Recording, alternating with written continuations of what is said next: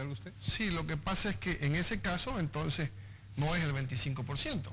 Y ese es el problema, Salvador. El problema es de que hay actividades que la inversión no son como el supermercado, por ejemplo, que son actividades que la inversión no da tanta rentabilidad y es terriblemente susceptible a cualquier tipo de competitividad, peor aún si es regulado. Entonces, vos hablas de monopolio, está bien, pero el monopolio del Estado es permitido. O sea, el Estado vuelve otra vez a imponerse y el Estado sí puede monopolio, el privado no puede. Pero entonces, ¿para qué está la regulación? Esa nebulosa, esa falta de un norte es la que hace que el futuro, es lo que le decía al principio, Bolivia está bien, pero se ve mal, porque eso es lo que te desincentiva la inversión del privado. Ese es el punto. Bolivia está bien, Bolivia se ve mejor desde afuera, desde los organismos internacionales, de los multilaterales, de todos lados. Desde todos los informes, agarren un computador y cuál es la visión de Bolivia hoy en día y qué es lo que se piensa de Bolivia. Es increíble, no reconocemos los grandes logros que hemos tenido y a dónde vamos y las posibilidades inmensas de procesos de transformación. Estamos hablando que se están haciendo inversiones como 2.000 millones de dólares, 2.100 millones de dólares en el acero. ¿Qué queríamos que vengamos nosotros, como hacen los zulú en el África, con un anafre a hacer acero? Son grandes inversiones, son grandes negocios. Pregunta, y yo digo una cosa, está bien, ¿en dónde? Pero si tenemos 9.000 millones de dólares guardados, ¿por qué tenemos que dárselo a los hindúes, a los indios? Si tenemos 9.000 y vamos a hacer 2.100, no. ¿Por qué no la gastamos nosotros? Yo también soy particular. ¿Por qué el Estado no viene y lo pone esa plata? Pero es que es parcializado lo que estás diciendo, es una cosa tendenciosa. ¿Pero por qué? Porque en la realidad este gobierno agarró una ley que ya había del Senado, por favor, seamos serios en la información. Había una ley y en el cual de la licitación tuvimos que aceptar la licitación como era. Yo era partidario de buscar una empresa y había que cambiar, habría que haber cambiado, no, es que quiero terminar, habría que haber cambiado la ley. El primer día que entraron pero si hemos cambiado la Constitución. Si hemos cambiado la Constitución, ¿cómo no podía cambiar esa leyecita? Si tratemos de ser serios y no mentir. Pues no estamos mintiendo. Estás mintiendo, Humberto, porque en la realidad la ley, la Constitución es de hoy día y cuando se abrió los sobres fue el 2006. Salió una ley, lo que podríamos haber bloqueado todas las calles, haber suspendido la licitación y decir esto, bueno, ardía Troya si nosotros no, si la ley, era una ley, el Ejecutivo se llama Ejecutivo, ejecuta la normativa del Poder Judicial. No había más posibilidad y un ambiente generalizado. Quizás habría que haber hecho un taller, si era bueno que sea estatal el botón o sea privado. Yo no sé, porque inclusive el negocio es un negocio muy complicado y que nosotros no lo vamos a definir en este momento. El negocio del acero es controlado en el mundo por los hindúes. Han comprado todas las empresas inglesas. Es bien complicado. A ver, Salvador, primero debo decirte que yo no he mentido porque no he asegurado algo que no existe.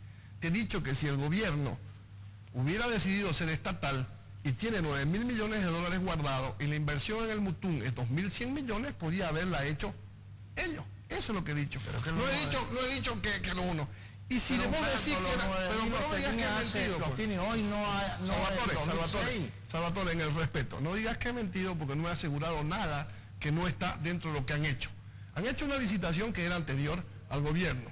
Y después de ese anterior gobierno han realizado la licitación y la han otorgado a esta empresa Jindal. Sin embargo, si nosotros vemos, también estaba vendida la empresa refinera y se la quitaron a Petrobras y la pagaron. O sea, si el gobierno quiere ser estatal y tiene condiciones de ser estatal, ¿por qué no se hace dueña, aunque sea de la mitad o más de la mitad, del hierro? Eso es lo que no entiendo. ¿Por qué tiene que agarrar y sustituir las actividades que ya existen poniendo cosas paralelas en vez de agarrar las que no existen? Si tiene las condiciones. Y eso no es ninguna mentira. Y yo no soy político para mentir, porque yo no he sido ni ministro, ni soy ministro, ni quiero ser ministro, ni voy a ser candidato a nada. El hecho de ser ministro no quiere ser mentiroso, ¿ah? No, ya que los gobiernos neoliberales han enriquecido ciertos grupos políticos neoliberales con el Estado, eso no quiere decir que los demás también tengan. Pongamos las cosas en claro. Ahora, lo que le quiero decir es que estamos hablando de un tema que es genérico a un específico, que es el Mutún. Y eso yo creo que el tema del Mutún habría que buscarle y hablar con la seriedad que corresponde. Salvador, siendo muy serio, estamos poniendo los ejemplos porque estamos queriendo construir para el público televidente el país perfecto que queremos todos que sea, donde todo el mundo tenga condiciones de trabajar, tenga condiciones de vivir bien, como dice la Constitución del Estado Plurinacional, y de hacer las cosas dentro de los marcos de las normas y las leyes que son. Vos estás muy susceptible cuando yo te digo que el Estado, en el caso de que sea estatista o que tenga 25 a 30% de participación en la economía, debería preocuparse de que las cosas sean idénticas y dé prioridad a sus ciudadanos. Te estoy hablando de que si nacionalizamos todos, si somos todos bolivianos, ¿por qué por un lado somos bolivianos y por otro lado permitimos que vengan empresas extranjeras? Esa es la parte que yo no entiendo. Si vos me haces entender cuál es la razón, cuál es la lógica, no vas a tener que decirme que he mentido en algo que no he mentido y te vas a sentir... No, lo que pasa es que estás hablando de una cosa que no es lo correcto. Cuando el gobierno, el Mutún fue un caso especial y habría que discutir el Mutún, un caso muy complicado, y creo que el gobierno hizo bien porque de unas inversiones que se estaban haciendo de miserias ahí, tratando de, sin impacto ambiental, en contra de la Constitución, se llegó a romper esa lógica y hoy en día tenemos una empresa mucho más seria, con un cierto grado de responsabilidad, con contratos, con garantías de más de 100 millones de dólares. Ha sido interesante. Ahora, lo que podemos hacer es que en qué el Estado está o no está. Es importante también definirlo, pero yo creo que en la realidad el Estado no se ha sobrepasado absolutamente en ninguna de las bases que son. El petróleo, desde todo momento de la campaña se dijo que el petróleo era la base de la economía del país. Hoy la empresa petrolera factura 3.500 millones de dólares. No está en manos de empresas que eludían impuestos, que hacían lo que querían, que tenían los negociadores anteriores, eran los gerentes de los anteriores negociadores nuestros, gerentes de la empresa. No, esa es una historia muy negra del país. No la queremos volver a ver. Y esa empresa va a ser, a pesar que cuesta ser empresa, no es fácil, tanto pública como privada, pero va a generar excedentes y ya está generando grandes excedentes. Las inversiones, más de 1.000 millones de dólares de inversión van a ser de yacimiento. Muy bien, don Humberto, ¿quiere decir algo más al respecto, breve, por favor? No, decirle, mantener la figura para que el televidente sepa que nosotros debemos definir una política clara económica, no una política en la política, sino una política económica clara que viabilice todas las inversiones y sepamos hacia dónde vamos para poder construir un país que económicamente sea viable en el futuro. En este momento tenemos una bonanza económica básicamente producida por la elevación de los precios de las materias, que hay que aprovecharla. Es el momento de aprovechar para hacer las inversiones que van a significar la comida de mañana. Bueno, vamos a hacer una pausa. Yo quisiera hablar un momentito. Yo veo detrás de esta conversación como que estamos hablando de algo privado, porque le duele mucho el tema de Aerosur.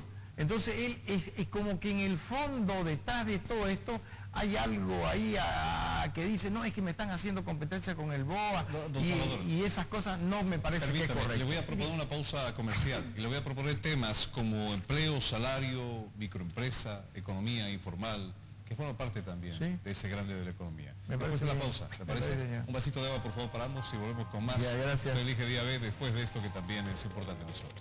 Ya regresamos, aguarden.